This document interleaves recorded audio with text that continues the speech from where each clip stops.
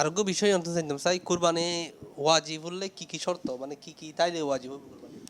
কোরবানি ওয়াজিবলে শর্টকাট কথা কোরবানির এই সমসাময়িক টাইমত ওতে 92 রূপার টেয়া সমপরিমাণ টেয়া যদি থাকে, হ্যাঁ, নিজের আসলি হাজত আসলে নিজের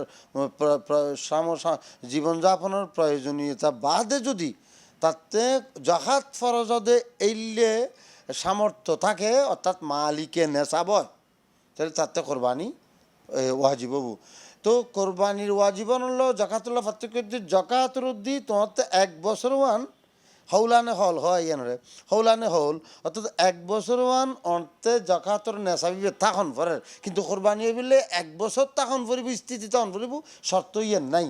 শুধুমাত্র এই কোরবানির মৌসুমের ভিতর মনে করেন এই যে কোরবানির আগে 10 দিনের ভিতর বা 15 দিনের ভিতর অন্তে ক্ষমতা ইয়েন তফিক ইয়েন থাইলি বস অন্তে ওই 92 পরিমাণ রূপা তালি, 7.5 পরিমাণ স্বর্ণ তালি।